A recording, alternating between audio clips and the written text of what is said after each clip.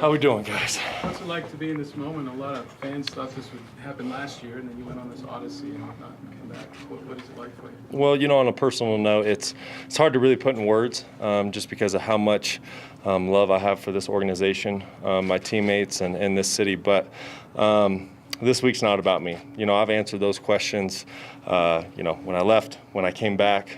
This week is solely about our football team finding a way to get a win on the road in a hostile environment against a great opponent. And we know we have a huge challenge ahead of us, but we're excited to go out there and compete and see what we can do. How much does getting that win start with avoiding turnovers? We've heard that from Dave Joseph the last couple of days. That's absolutely where it starts. In fact, every week in the National Football League, winning starts with protecting the football.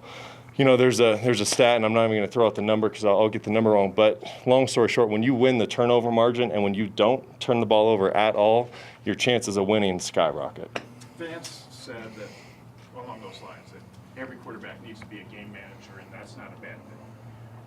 I want to talk to you a little bit about football crisis management. Last time you had the starting job, this team was in a tough spot. Does that help you at all in this situation?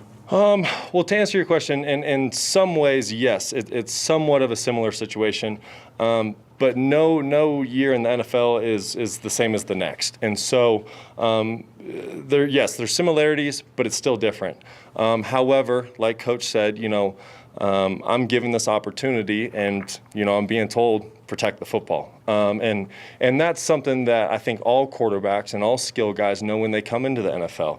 You have to protect the football. The saying is, ball security is job security, and if you protect the football, you're going to stay out there on the field. So, game manager, protecting the football, whatever you call it, that's our job every week. And so I'm not going to change anything I've done from the past. I'm just going to go out there, play the way I've always done it. I know my teammates will make my job easy. They'll all step up, and hopefully we have a great day. 2 years ago, I got the impression, forgive me if it's not fair, that when you went to Chicago, if you didn't just trip over your shoelaces, you were doing pretty good. Do you feel like there's more responsibility this time around? No, I think when players get in trouble sometimes is when they make the game bigger than what it really is. And yes, it's a very complex game. It's a very fast game. There's a lot going on. There's calls, there's audibles, there's side adjusts, there's hots. But when you can slow the game down, and like Coach said, just manage it. Take care of the football, find completions, find ways to move the sticks. You don't always have to take the big play. 4 plus 4 plus 4 equals a first down. Check downs are okay, flats are okay, so it's taking what the defense gives you, taking it one play at a time. And when you have that approach and you stack up a lot of good plays, you're going to have good results at the end of the game. Brock, can you believe all of this has happened? Well, first of all, that's a great shirt and a great hat. Oh, my kid goes. See you, I got you. Yes, certainly. I'm sure a lot of people are surprised by this. Very rarely, I think, does a player leave to go to a different team and he's back on his previous team within a year's time, let alone a quarterback. But once again, that's not the story. I'm here. I'm ready to play football. I know this football team's ready to go out there and play a good, clean game, and that's where our focus is right now. You take over at a time. You take over at a time when the defense has voiced some discontent, frustration with the offense.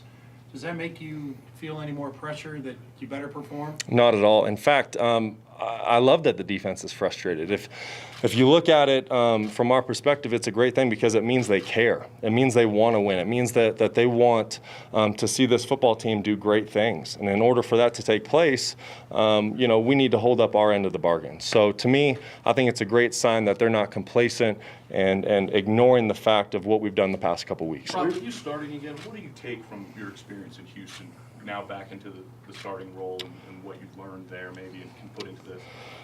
I think every player would say, he's always building upon his previous games.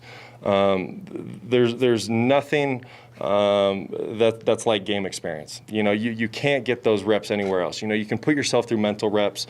You can have a ton of practice reps, but game reps are something that are just so valuable. So between my time in Denver, my time in Houston, I've been fortunate to continue to gain reps. Now, sometimes it's gone really well, sometimes it hasn't gone so well. The key is just learning from those, the good and the bad, washing them away and moving forward. So I'm very excited for this Rob, opportunity. I have a certain comfort level with guys in that locker room that are on offense. Yes. Demarius Thomas and CJ, especially in your backfield, and then maybe Emmanuel this week. Talk about that, just having those guys you played with before going into this game. Yeah, I'm very fortunate for that. I think a lot of times when a backup quarterback is forced into the starting role, he's not very familiar with certain players, especially in the skill positions, where that's not the case for me. I know these guys. Going to Demarius, I've played with him in games. Emmanuel, played with him in games. Virgil Green, played with him in games. Some of those other tight ends I haven't, but I've gotten some practice reps with them. Cody Latimer, he's a guy for years. It was him and I on scout team. So I know him almost better than any of them. So same thing with Benny, Jordan Taylor. So I'm very familiar. I'm very fortunate for that because a lot of times quarterbacks aren't in that situation. Don't make it bigger than what it is. When I watched you play in Houston, I was a long ways away. Mm-hmm. It seemed to me like you were a quarterback making it bigger Right, than what it was. right. Is that fair? And it's like what I just said right over here. You learn from that. So maybe in that situation, I was trying to do too much. So I think like smart players you would learn from that, and you're not going to replicate that. So it's a great observation on your behalf, but I'm moving forward. Some of those offensive guys that you just talked about, we just talked to in the locker room, and they were saying kind of the same thing. They have this comfort level with you because they played with you during that Super Bowl season.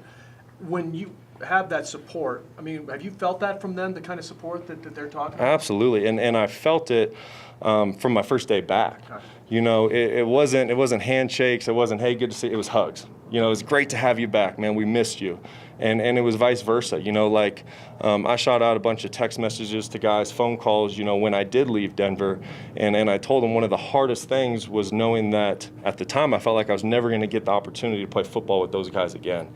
And I love that locker room. And so the fact that I was able to come back, get the reception that I got, and then have the support that I'm getting from these guys, I'm going to go out there and lay it all on the line for them, just like I know they will for me. Brock, when they brought you back, John always said he felt like he needed some football rehab.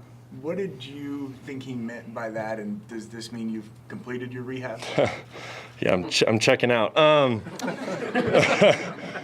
You would have to ask John exactly what he meant, but just to kind of touch on what I just talked about back here as far as some decisions that were made last year and this and that, I think sometimes the best thing for a quarterback when he's not playing well or he's going through some tough times is actually pulling him out of the fire and making him the backup, making him the third string, and letting him observe.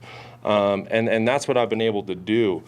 Sometimes when you're in the heat of the moment and things aren't going well, you're just trying to make a play, and then you make a bad play worse, and then it just compounds, and before you know it, you can't slow it down. But I've been very fortunate now for 7 games to be able to sit on the sideline, learn this offense through mental reps, and just observe and think about how I would do things different if I'm ever given the opportunity again. So that's kind of what my rehab's been, and now we're going to put it to the test. Now A few more for Brock, guys. Now that you have this opportunity, what do you think you'll do as a leadership role to rally the guys or do things that you've been thinking about? What do those things actually look like? Well, the first thing with leadership is it has to be authentic.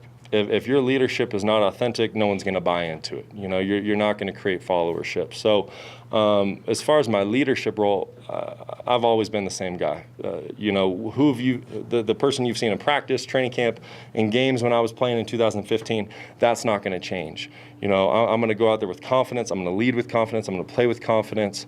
I'm going to demand a lot out of my teammates, and I want them to demand a lot out of me. I want everyone to hold each other to the highest standard possible, the Broncos standard. So my leadership is just who I am. I'm not going to do anything special. Whatever my gut feeling is or my gut thought, that's coming out. How does this affect your relationship with the guys in the quarterback room, especially Trevor, obviously? I don't think really anything changes. it's just funny how this league works. You know, in 2015, Trevor backed me up for a while, and he was so supportive, and he was always there for me, and he was an extra set of eyes on the sideline during games. Now I come here in 2017, and I'm his backup, and I did the same thing from day one. You know, when I got here, I texted Trevor, and I said right away, hey, Trev, this is your team. You've earned it. This is your squad. You know, I'm here to do whatever you need me to do to help you win games on Sunday, and that's how it's been. And now, you know, the roles have just flipped for a week, and you know, nothing changes with Trevor and I. You know, our lockers are right next to each other. We went about business as usual. You know, we're talking about news in the world and the World Series and this and that, and we're just there to support each other, good, bad, or indifferent. You said nothing's changed just a week. Do you feel like this is a job you have to earn it every week? Is that what you've learned over the last couple of years? That's the National Football League at all positions. You know, the old saying is you're only as good as your last game. So moving forward, that'll be up to you know VJ to make that decision. I'm just having laser focus on this week only. The Philadelphia Eagles, we have a huge challenge, and if I take my focus anywhere else, I'm going to make my job a lot harder than it needs to be. Thank you, Brock. Thanks, Brock. Thanks, guys.